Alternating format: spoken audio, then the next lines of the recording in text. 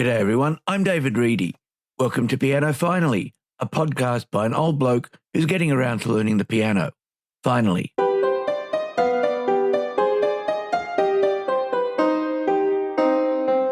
Welcome to show 40.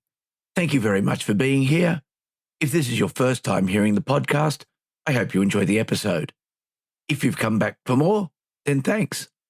If you're also learning the piano or another musical instrument, let me know how you're going with it. You can contact me at david@pianofinally.show. Once again this week, I'm preparing this part of the episode at the Sydney Opera House. Not a concert this time, but the Bell Shakespeare Company's production of Henry V. It's probably my favourite Shakespeare history play, and it will be interesting to see this production's take on it. As announced last week, the Chopin podcast has returned with its second season. This week, Ben Lordy, Garrick Olson and others looked at Chopin's waltzes, which apparently were never written to be danced to. Seems a bit of a waste. There's a link in the show notes. The ABRSM's Start Here podcast has released its third new episode looking at emo music, not a genre I was ever into. There's a link in the show notes for that as well.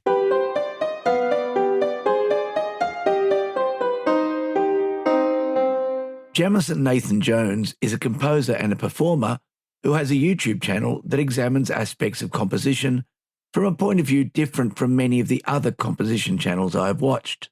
That is fairly obvious from the titles of the channel's videos, such as Key Signatures Aren't Prisons or Music Theory that Composers Actually Use. Mr. Jones composes electronic and neoclassical music, but he is classically trained in piano and organ, so his teaching is grounded in the music theory that I've learned for the piano. His videos do expect you to have some basic understanding of music theory, the circle of fifths, chord constructions and similar. Although there is a large amount of material for free on the YouTube channel directly, Jameson also has a number of paid courses and free resources. I've signed up for his composition and harmony courses. Although he is using electronic instruments, the material he has covered so far is firmly grounded in the practices around counterpoint, the same counterpoint that Bach used. It's nicely classical, and although I'm not far into it, I'm enjoying the course. If, like me, you're interested in making your own music as well as playing others' works, then Jameson Nathan Jones' YouTube channel is sure to have something to interest you. Link in the show notes.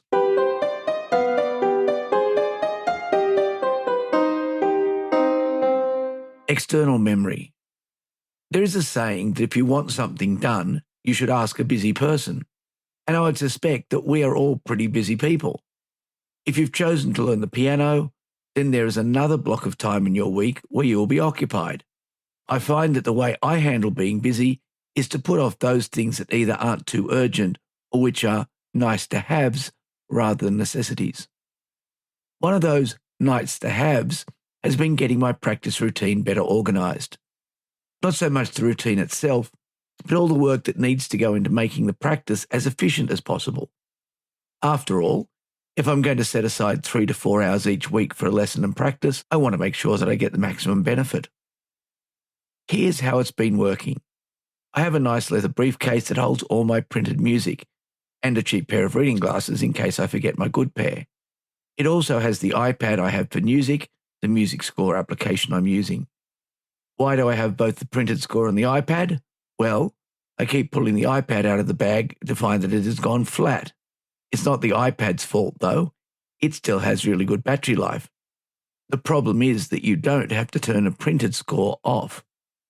The Kawai has a nice big music stand, so when I use my printed scores, I can leave them on the piano, ready for the next practice session.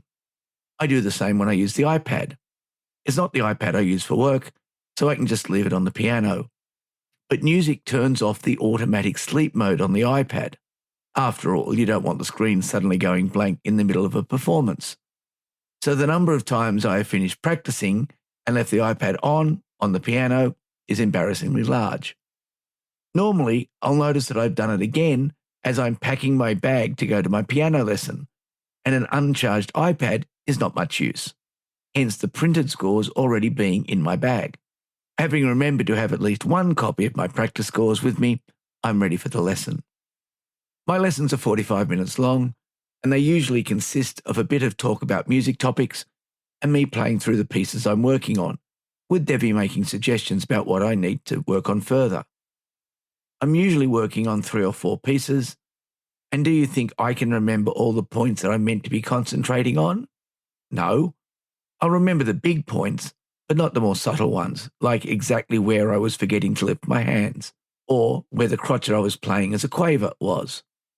So I've got a big hardcover notebook, and Devi writes down what I meant to practice in particular.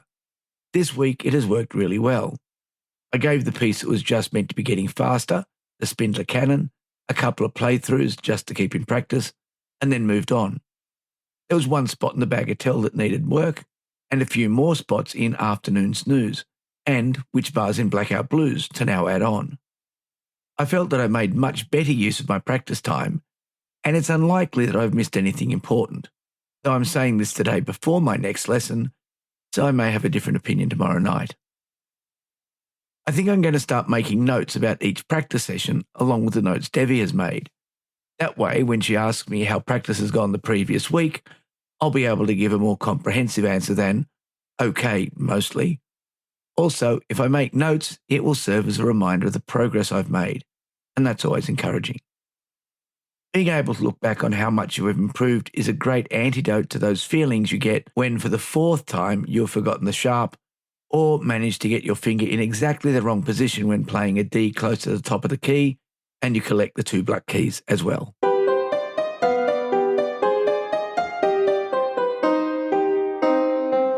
I've been looking around for the next lot of music to start to move up a level in my playing, and I happened to find myself in a music store.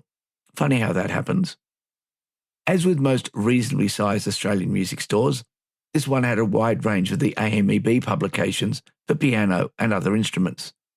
They had the books arranged into grades, so I started looking through the Grade 1 collections. I already have the Series 18 Grade 1 classical book, which has some of the current repertoire for the AMEB classical examinations, so I kept looking around and found the books for their Piano for Leisure program. The Piano for Leisure program runs parallel to the more traditional classical program, with the main difference being the repertoire. Both the classical and the leisure programs use exactly the same technical workbooks and the same range of scales and skills. Additionally, AMEB only offers the leisure program for piano, singing, and the saxophone. The repertoire books for Piano for Leisure are published in 4 series. The Series 1 books have a copyright date of 2001, and the Series 3 books were published in 2010. I have the Series 1 first grade book. The book contains 11 pieces, 10 of which fit onto a single page. The genres are diverse, with a boogie-woogie piece as the first, and a Baroque piece finishing the collection. Along the way, there are arrangements of a Mozart aria, traditional songs, and some contemporary composers. As the books and program are primarily designed for learners, the difficulty of the pieces is carefully graded, and this is one of the things I looked at when checking out the books. The preliminary level books is written mostly in crotchets and quavers, quarter and eighth notes. There are many simple dynamics markings, staccato and legato, and the tempi are roughly around 120. In the Grade 1 book, the tempi remain about the same, but the music is more complex, with many more 3 and 4 note chords, more 8th note passages, and a more challenging range of pieces. Looking at them from a learner's point of view, I don't think any of them would be beyond me, but I'm certain that they will all require considerably more work than the preparatory level pieces I am currently playing. With more than 40 pieces of music across the 4 series of books for each level, there are multiple pieces that would appeal to almost any learner piano player's tastes. Additionally, because the AMEB exams are so widely used in Australia, it is very easy to find playing examples of all the pieces. I went to YouTube and found complete collections of all the pieces, nicely arranged to match the books, making it very easy to judge which pieces are for you. There's a link in the show notes to one of the collections.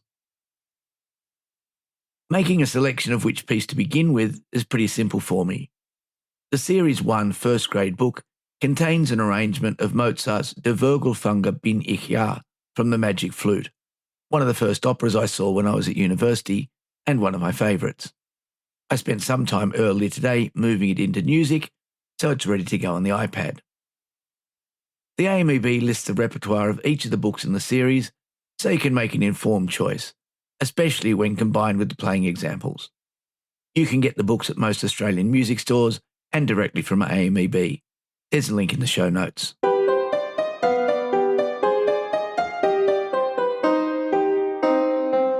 I was listening to a podcast about podcasting, and they said that you shouldn't say that you're about to finish.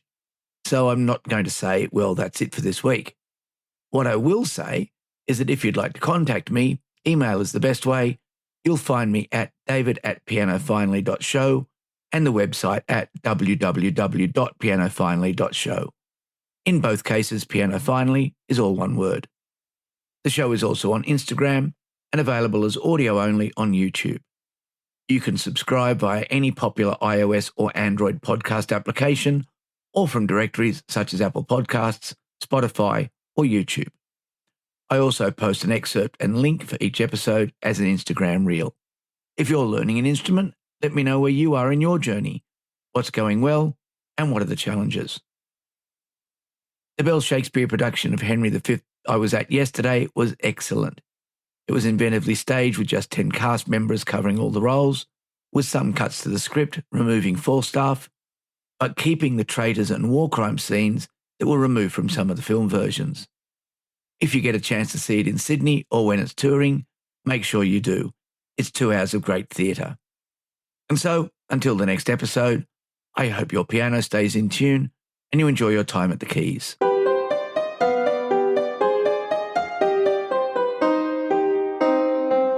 Based on my newfound organisation for my practice, I've been working in more detail on specific parts of pieces rather than on the whole piece. I'll still include the Turk Bagatelle in F and Andrew Cragg's Afternoon Snooze. In both of them, I've been working on some of the articulations, mostly remembering to do them properly. The last piece is Cragg's Blackout Blues. Just the first 8 bars, there's still 4 more to go. All the pieces were played using the Kawai NV10 as the keyboard and Piano Tech 8 running on the M4 Pro Mac Mini, emulating the Suguru Kawai SKEX in classical recording mode.